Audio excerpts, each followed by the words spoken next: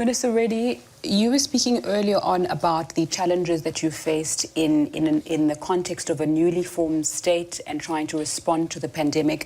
Just talk to me then about how do we future-proof health systems against those kind of pandemics that you've spoken about from a governance perspective as well. As I said earlier, governments would have to be focusing on two things. One is preventive care, and the other is curative care. And looking at this from the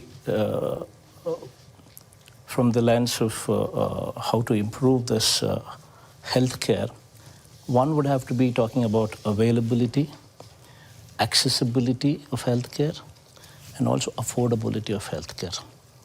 All these three would have to be moving in line. In order to do that, from my state's perspective as to how we have been wanting to move forward is, we've taken every 2,000 people, every population with every village with 2,000 population as a unit, and we're coming up with village clinics. Okay. And then we're taking up every 30,000 population as a unit and classifying it as mandal, and where we're coming up with 2 PHCs, primary health centers. These primary health centers would have 4 doctors, 2 of the doctors present in each of the PHC center, and they would be given an ambulance, 104, and each of this doctor would be given their designated villages.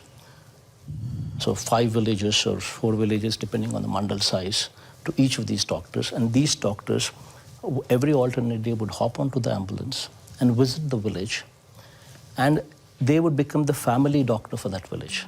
Very soon the doctors, because they've been designated only those 4 villages, so they would start to identify people by names, and they would use this village clinic as a hub.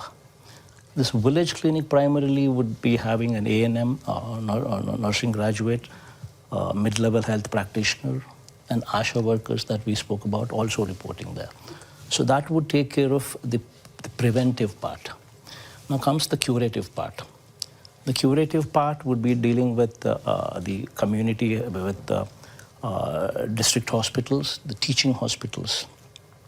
The area hospitals and the teaching hospitals are going to play a very critical role there.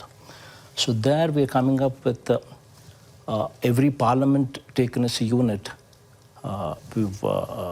in order to ensure that there is equitable distribution of teaching hospitals. Because only when you establish teaching hospitals, you have postgraduate students actually coming up there. And only when you have postgraduate students doing their course there, and these teaching hospitals are connected to a hospital, a teaching hospital as well. So teaching college and teaching hospital together would become the tertiary care that we are looking for.